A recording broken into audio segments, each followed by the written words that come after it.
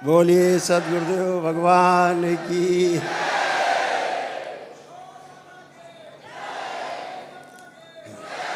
कहते हैं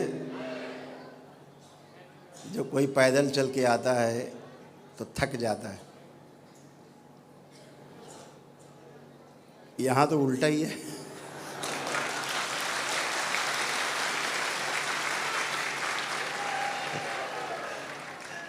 और और और दंडवत होती तरह कर क्या है तो होती खतरनाक और ज़्यादा थकना चाहिए। वो लग रहा ज़्यादा है।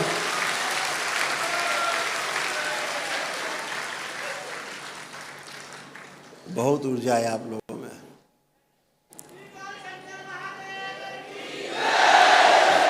इतनी ज़्यादा ऊर्जा की आवश्यकता हर मनुष्य को है, लेकिन आप परम सौभाग्यशाली हैं जो बाबा माँ से जुड़ के इतनी बड़ी ऊर्जा, बृहद ऊर्जा आपने संकलित की है। अपनी आस्था, अपनी विश्वास और अपनी श्रद्धा के दम पे आपने ये ऊर्जा अपने में उत्पन्न की है जो सबके पास नहीं है पृथ्वी पे।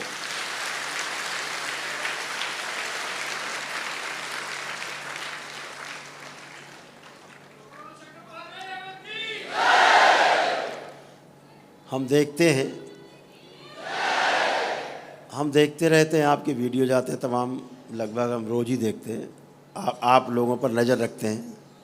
जो यात्राएं चलती हैं उनकी सूचना रहती है। उन सभी यात्राओं पे दरबार की नज़र रहती है, स्थूल रूप से भी और सूक्ष्म रूप से भी।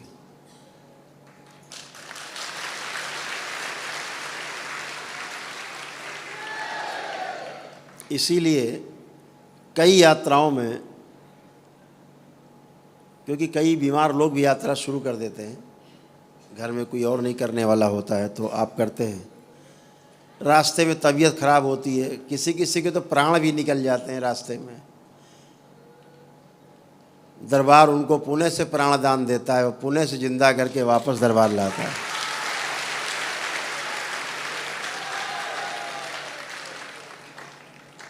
जैसे एक बच्चा है, वो यात्रा कर रहा था हरिद्वार से और यहाँ बिल्हौर के पास आ करके उसकी हालत ख़राब हुई और उसके प्राण लगभग निकल गए।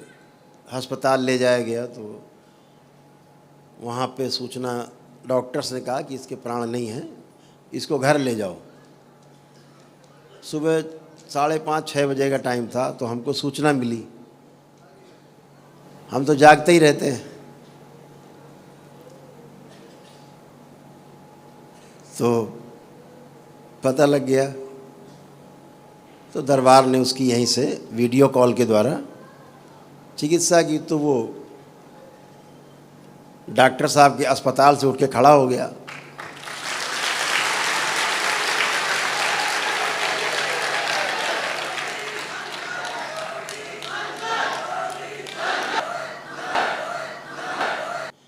शरीर में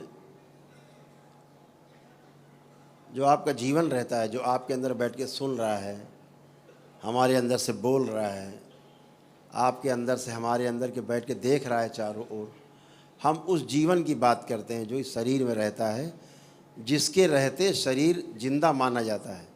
जब वो निकल जाता है तो इसे मृत मान लेते हैं, मिट्टी का मान लेते हैं कि बेकार हो गया, जला देना चाहिए, रहने वाला चला गया, अब ये घर बेकार हो गया है। इसलिए चला गया है, छोड़ के नहीं गया है। घर बेकार हो गया है, घर इस लायक नहीं बचा कि रहा जा सके, इसलिए वह जीवन इस शरीर को छोड़ देता है। तो जब वह जीवन शरीर को छोड़ता है तो बाहर निकल जाता है। लेकिन उस जीवन के, उस शरीर के बीच में कुछ ऐसी चीज़ें होती हैं जो जीवन को और शरीर को बांधे रखती हैं, एक साथ जोड़ के रखती हैं। जैसे कोई आपने चित्र लगाया हो दीवार पे, पीछे ग्लू लगा के, लेई लगा के, कोई चिपकने वाली चीज़, वो कमज़ोर पड़ जाए तो दीवार छोड़ देगा, चित्र अलग हो जाएगा। ऐसे तो उनके बीच में जो बना के रखने वाली, चिपका के रखने वाली चीज़ है, दीवार को और चित्र को, यानी शरीर को और जीवन को, वो कुछ चीज़ें होती हैं। उनमें वायु का एक बड़ा स्थान है, बहुत बड़ा स्थान है।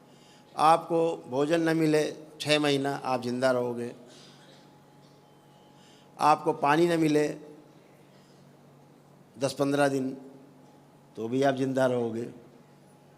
लेकिन अगर आपको वायु न मिले 5 मिनट तो काम खत्म। 3 मिनट न मिले, 5 मिनट तो बहुत होता है। तो वायु सबसे ज़्यादा महत्वपूर्ण है। तो शरीर में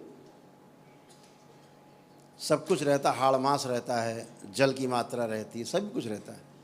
लेकिन वायु जब शरीर स्थान से छोड़ती है तो वायु 5 प्रकार की होती है।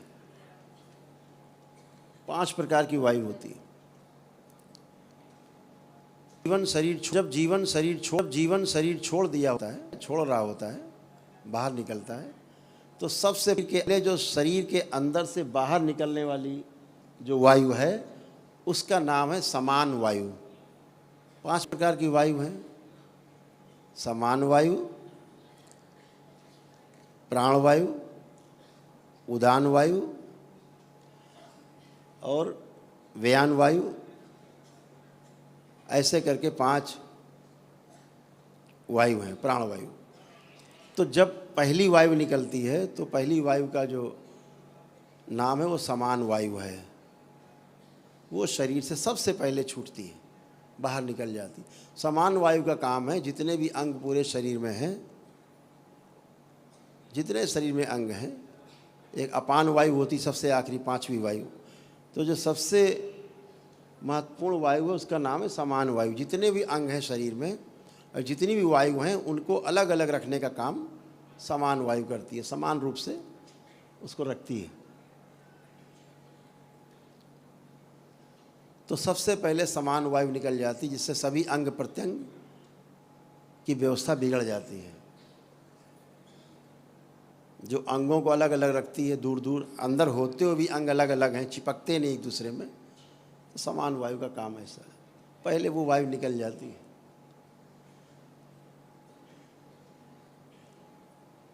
धीरे धीरे निकल जाती है, आधे पौन घंटे में निकल जाती है। उसके बाद जो वायु निकलती शरीर से बाहर उसका नाम है प्राण वायु। ठीक है, प्राण वायु बाहर निकल गई। और जब प्राण वायु बाहर निकल गई तो आदमी लगता है प्राण निकल गए, अब तो प्राण वायु भी निकल गई। उसी को बोलते हैं कि प्राण निकल गए। लेकिन इस व्यक्ति को भी जिंदा किया जा सकता है, जो दरबार हमेशा करता है। तमाम लोग आते हैं, प्राण वायु निकल गई, कोई बात नहीं, प्राण निकल गए, फिर भी इनको लिया जा सकता है। भाई से, बहन से, पत्नी से, कोई परिवार का सदस्य, कोई व्यक्ति अपने प्राण दे सकता है, थोड़े प्राण आ सकते हैं। इसके बाद तीसरी वायु है, उसका नाम है उदान वायु, फिर व्यान वायु और उसके बाद फिर अपान वायु। तो जो उदान वायु है, अगर प्राण वायु पूरी निकल गई और उदान वायु भी निकल गई 25%, तो उसे दोबारा जिंदा किया जा सकता है तत्काल। लेकिन अगर उदान वायु भी निकल गई बाहर, उसको निकलने में भी करीब 2-3 घंटे का समय, अगर वो निकल गई तो फिर आदमी को जिंदा करना मुश्किल होता है। उसके लिए फिर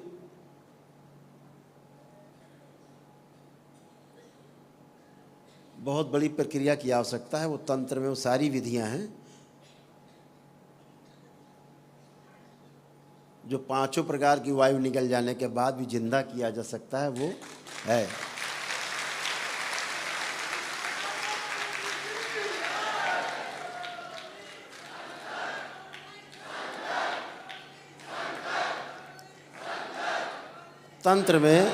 तंत्र में ये सब व्यवस्था है, क्योंकि ये शिव की व्यवस्था है बनाई हुई।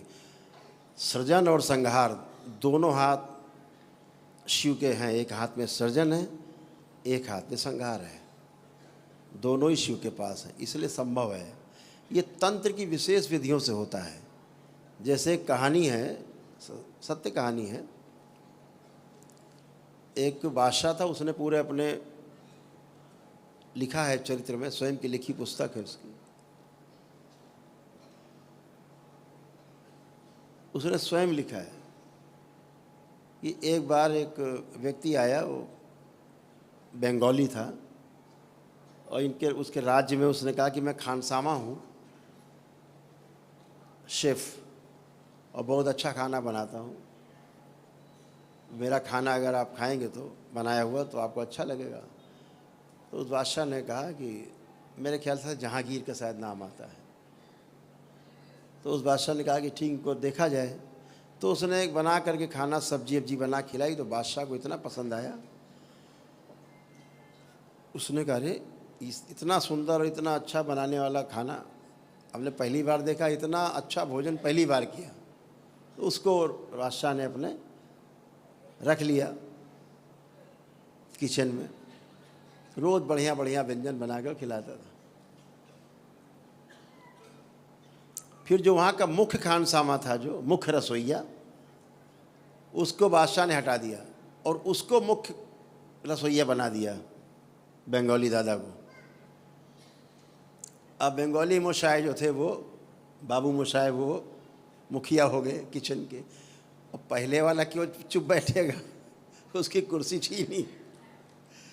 उसने कहा, करता क्या है, बनाता क्या है, छुपा के लाता है, छुपा के बनाता है, करता क्या है। कहा, इसका पीछा करो। अपने लगाए कुछ उसने दाएं बाएं वाले, खुद भी लगा।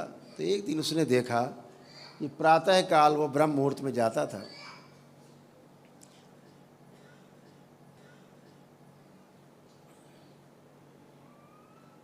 उस तालाब के किनारे पहुंचा। बाबू मोशाय जो थे, बंगाली दादा, ये सब छुप के देख रहे थे। उसने वहाँ जा कर के मिट्टी उठाई और तालाब में आह्वान करके फेंक दिया। तो उस तालाब में से बहुत सारे सर्प, नाना प्रकार के रंग बिरंगे सर्प निकल पड़े, हजारों सर्प निकल पड़े। वो अपना जैसे तालाब में सिंघाड़े तोड़ते हैं, कुछ और पानी की चीज़ें तोड़ते हैं, ऐसे वो पकड़ लेता था सर्प को। 8-10 पकड़े, ऊपर से मुंडी काट दी और छील दिया, और अंदर का गंदगी साफ करके, छील के साफ करके मांस, और एक पोटली में बंद करके ले आया। बाकी सब उठा के, बाकी सर्प, फिर उसने मिट्टी पड़ के मारी और सारे सर्प वापस। वो चला गया। पीछे जो लगे हुए थे, उन्होंने फटाफट जो छीला काटा था, उसने बाहर पड़ा था, वो सब उठाया पोटली में और सब लेके चले गए। जब भोजन बना और बादशाह के सामने परोसा गया, तो जो पहले वाला खानसामा था, मुख्य खानसामा, मुख्य रसोइया, अब वो केवल रसोइया बन गया। तो उसके अंडर में था। वो चिल्लाया, महाराज, प्रभु, बादशाह हुजूर, खाना मत, ये खाने लायक नहीं है। क्यों? तो उसने कहा कि तुम जलते हो इससे, इसलिए कह रहे हो, तुम ईर्ष्या रखते हो। कह, नहीं, देखिए बादशाह हुजूर, ये इसने रख दिया पोटली खोल के, ये छील छाल के फेंका है, और ये आप खा रहे हो तो सांप है। तो उसने बुलाया मुख्य रसोइया को। उसने कहा कि तुमने ऐसे किया, बताओ, नहीं तो सर कलम हो जाएगा। उसने कहा, हाँ महाराज, ऐसे किया हमने। बोले, आज तक सर्प खिलाते रहे और ऐसे ऐसे करते हो, इतने सर्प एक साथ कैसे बुला लेते हो?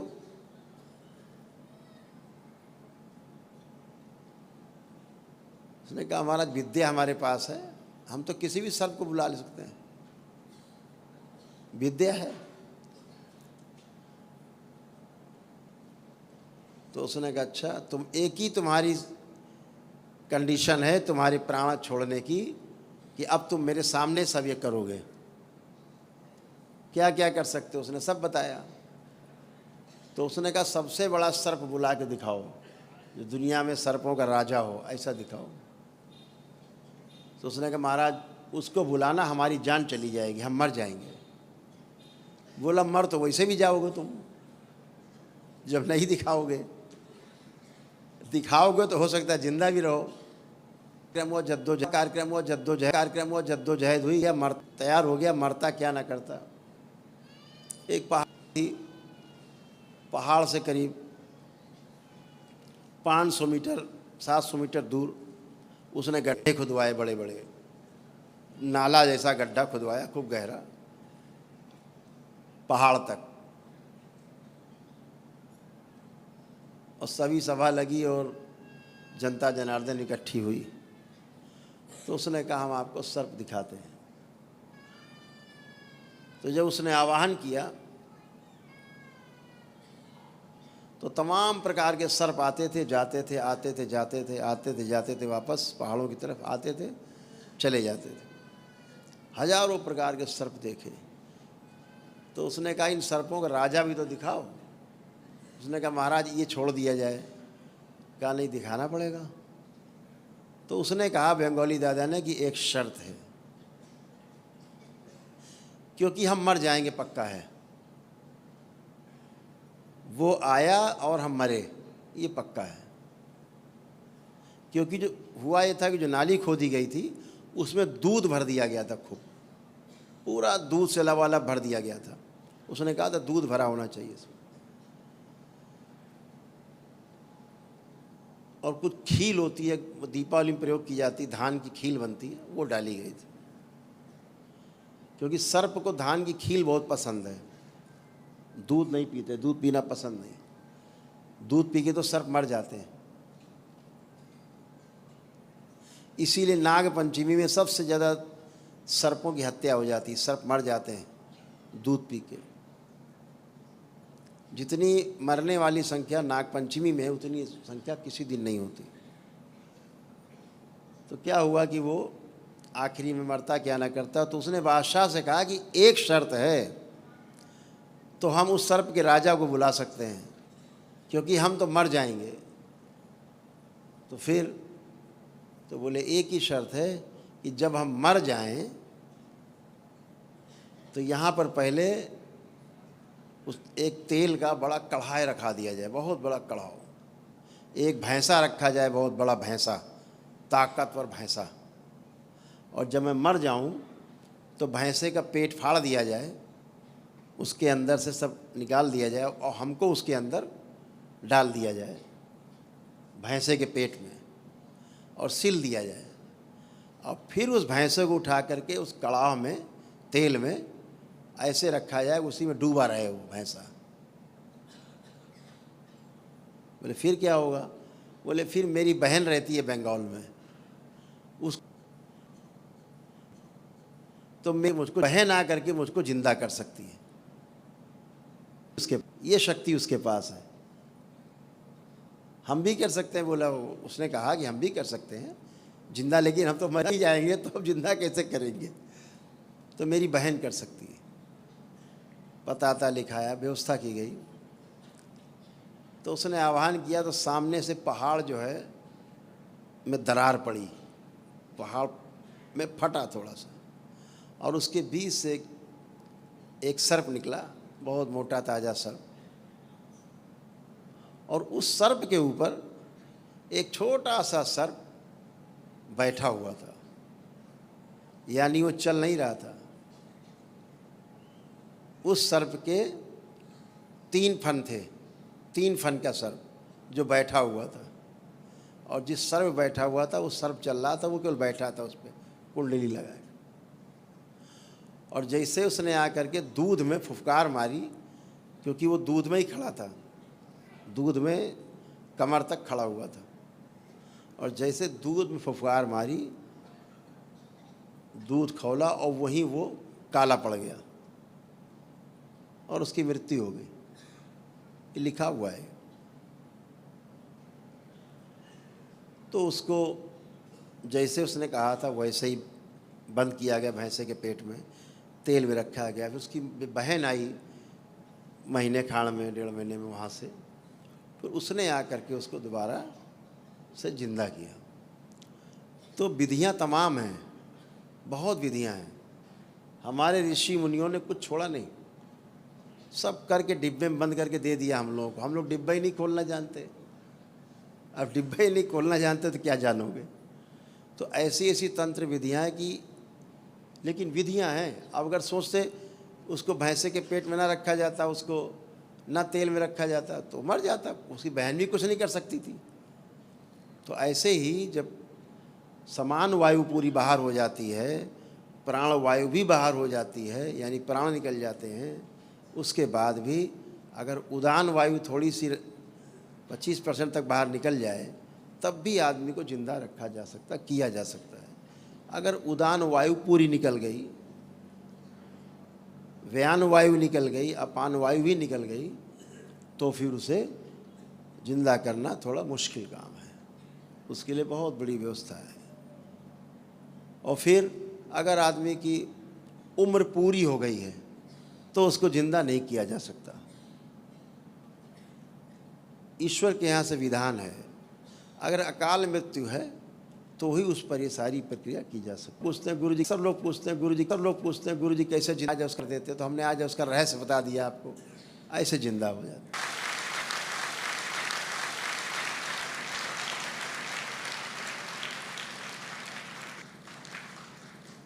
लेकिन ये सब करने के लिए पूर्ण गुरु की उपस्थिति बहुत जरूरी है। बाबा माँ जैसी शक्ति, गुरु माता जैसी शक्ति, बाबा जैसे पूर्ण गुरु, आवशक्ति तो शक्ति तो शक्ति वही एक। अन्यथा तो ढोल पीटते रहो, बाजे बजाते रहो, भाषण सुनते रहो, प्रवचन सुनते रहो। बहुत से लोग तो यही कह देते हैं कि कर्म भोग ही नहीं कटते। अब विचारों खुद के नहीं कट रहे तो सबका उसी समेट दिया सबको, किसी के नहीं कटते। आपके नहीं कटते पता है मैं, क्योंकि आपके पास कर्म भोग काटने वाला नहीं, आप उस कर्म भोग को काटने वाले की आराधना नहीं करते। आपके पास कर्म भोग काटने वाला पूर्ण गुरु नहीं, माँ नहीं, कैसे कटेंगे कर्म भोग? यहाँ तो एक ही दिन में कट जाते, पद यात्रा करके आओ कट जाते, दंडवत यात्रा करके आओ कट जाते। आप सब प्रमाण हो, यात्रा करके यहाँ करके उठता नहीं आदमी, यहाँ यात्रा करके आते तो उछलने लगते।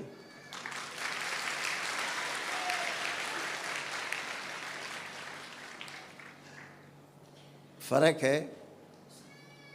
अब आप बर्फ़ से कहो भैया जरा खाना बनाना, तवा रख दिया तुम्हारे ऊपर, खाना बनाएंगे कैसे बनेगा? आग पे रखो तवा तो रोटी बनेगी।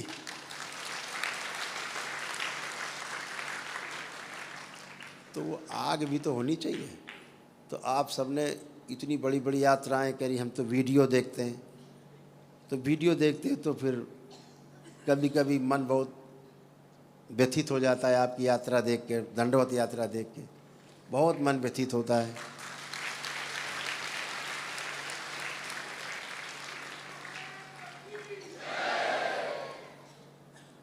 इतनी श्रद्धा, इतनी आस्था, इतना विश्वास, ये आपके अंदर जो है ना, यही माध्यम है आपका ईश्वर की शरण में पहुंचने का माध्यम। आपकी आस्था, आपका विश्वास और आपकी श्रद्धा और आपकी प्रार्थना और संकल्प, यही है। आप अपने प्रार्थना और संकल्प से ही अच्छे होते हो, क्योंकि आप प्रयास करते हो, क्योंकि आप प्रयास करते हो।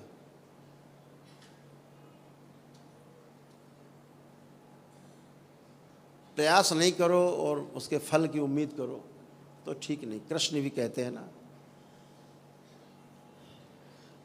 कर्म पे ध्यान देना, कर्मण्येवाधिकारस्ते मां फलेषु कदाचन। सारा ध्यान कर्म के ऊपर होना चाहिए, फल तो मिलना ही है। प्रयास में फल भी वैसे ही, फल भी वैसे ही, फल भी वैसे ही मिलेगा।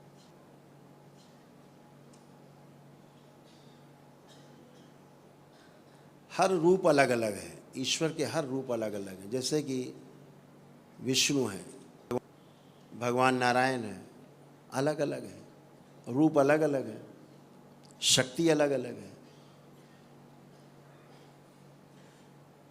फिर भगवान विष्णु ने कई अवतार भी लिए, 12 अवतार भी हैं, वामन अवतार भी हैं, तमाम प्रकार के अवतार लिए। हर अवतार का एक अलग अलग कैरेक्टर है। यदि उस अलग कैरेक्टर की आप पूजा अर्चना करोगे तो वैसे ही हो जाओगे।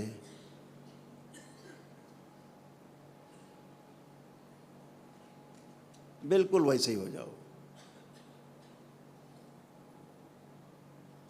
हमारे यहाँ कुछ लोगों ने परंपराओं को बिगाड़ने का बहुत काम किया है। जैसे वो थे अपने घर में, कूद पड़े धर्म के क्षेत्र में, उन्होंने धर्म के क्षेत्र को भी वैसे ही बिगाड़ दिया जैसे कि वो खुद बिगड़े हुए थे।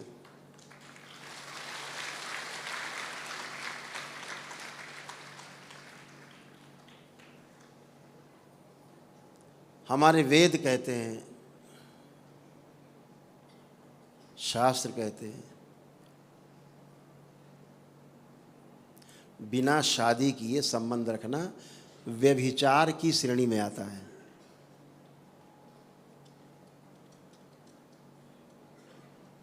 हमारे वेद, हमारे शास्त्र बिना विवाह किए पत्नी जैसे संबंध बना के रखने को व्यभिचार की श्रेणी में रखते हैं।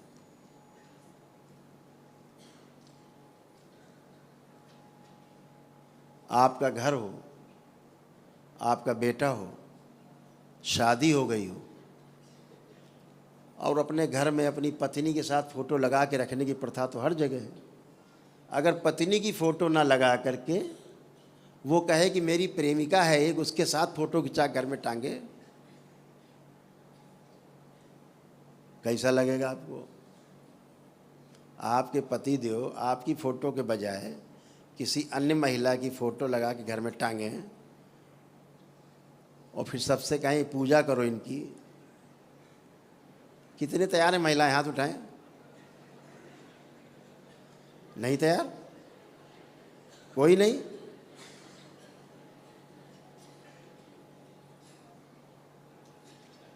कैसा व्यभिचार को प्रसारित किया है, सोच के देखो जरा। क्या है, क्या है?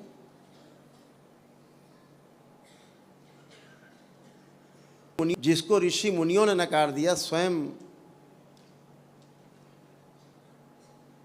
योगी सम्राट ने नकार दिया, उसको आप लगा करके कहते हो कि धर्म पत्नी की फोटो लगाओ ना साथ में।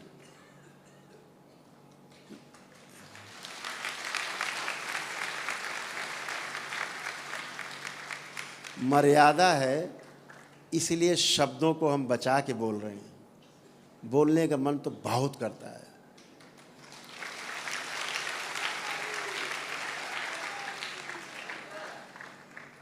यहाँ ऐसे कितने लोग बैठे हैं कि अगर आपका पुत्र चाहे जितनी बड़ी गलती करे, आपको न मारा हो, कत्ल किया हो, न आपकी पत्नी को कत्ल करना चाहता हो, इसके अलावा उसने तमाम अपराध किए हों, ऐसे यहाँ कितने पिता बैठे हैं जो अपने पुत्र की हत्या कर सकते हैं? हाथ उठाएं।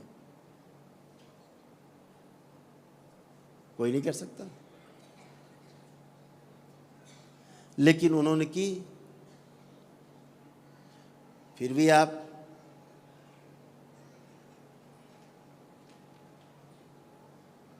बंद है।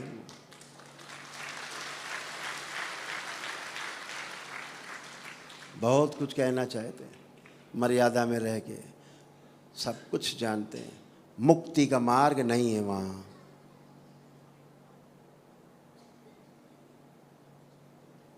वो ठीक कहते हैं, वो भगवान है।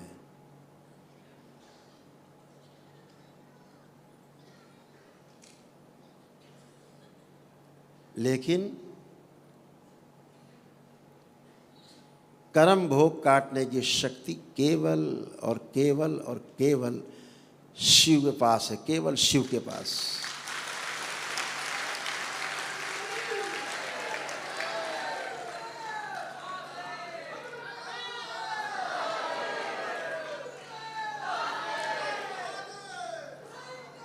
स्वयं भगवान श्री कृष्ण को अपना भोग काटना पड़ा था बाली की जो हत्या थी, बहेलिया बन के उसने तीर मारा, तब वो कर्म भोग पूरा हुआ। खुद का कर्म भोग नहीं कटा।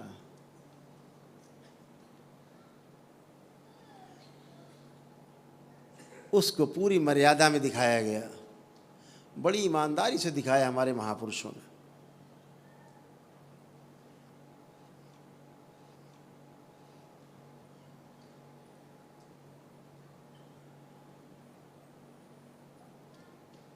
तो आपके कैसे कर्म भोग कट जाएंगे? बिना शिव की शरण में आए कर्म भोग कटना असंभव।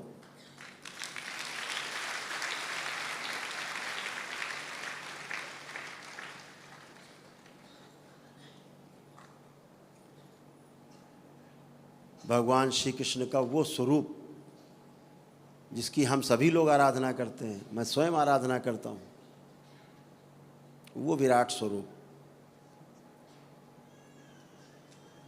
कौरव पांडवों के युद्ध के पहले, महाभारत के युद्ध के पहले जो भगवान श्री कृष्ण ने जो उपदेश दिया है गीता का, श्रीमद् भागवत गीता कही जाती है। श्रीमद् भागवत गीता का क्या अर्थ है? गीता का अर्थ है, श्रीमद् भागवत गीता का अर्थ है प्रभु के द्वारा गाया गया गीत। वह गीत जो प्रभु के मुंह से गाया गया उसे गीता कहते हैं। उस स्वरूप का दर्शन करिए और शरणागत होइए उनके, खूब दंडवत करिए, खूब प्रार्थना, खूब पूजा, खूब आराधना। वो स्वरूप है उनका पूजा के योग्य, आराधना के योग्य। पूजा का अर्थ होता है हम तुम्हारे जैसा बनना चाहते हैं प्रभु, इसलिए हम तुम्हारी पूजा करते हैं।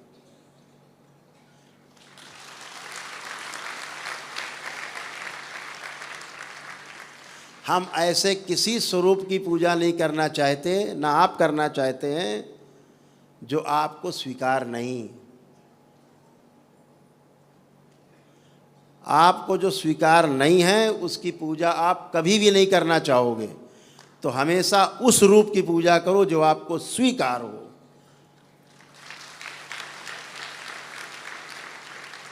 उस वंशी वाले की पूजा करो, दिन रात करो। कब तक करो? जिसने गीता का उपदेश दिया है, खूब करो। लेकिन बीच में कुछ लोगों ने जो आकर के चीज़ों को वासनाओं से भर दिया है, अपनी वासना को छिपाने के लिए उसको ऐसा ऐसा रूप दिया है, अपनी काली करतूतों को छुपाने के लिए ऐसे ऐसे रूप प्रस्तुत कर दिए जो कभी थे ही नहीं।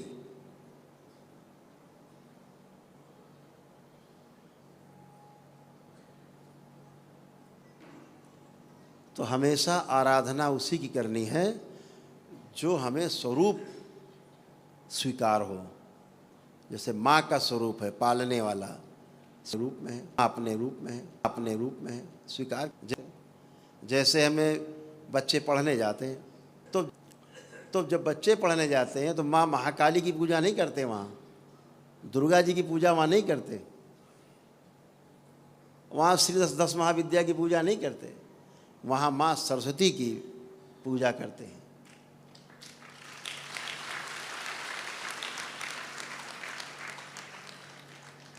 और जो अखाड़े में पहलवान होता है वो वहाँ कृष्ण की फ़ोटो लगा के, राम की फ़ोटो लगा के पूजा नहीं करता, हनुमान जी की फ़ोटो लगा के पूजा करता है। वीर हनुमान। अर्थात पूजा का मतलब ये है कि मैं आपके जैसा हो जाऊं। भगवान राम की पूजा इसलिए करते हैं सीता की परिवार के साथ, राम परिवार के साथ, कि ऐसा ही मेरा सुंदर परिवार हो जिसमें राम लक्ष्मण भरत शत्रुघ्न हो, और हनुमान जी जैसा सेवक हो, इसलिए वो राम दरबार है। ये घर में पूजा के योग्य है, जो राम दरबार है ये पूजा के योग्य है, क्योंकि यहाँ बैठे सभी लोग ऐसे ही अपने परिवार को चाहते हैं जैसे राम दरबार है।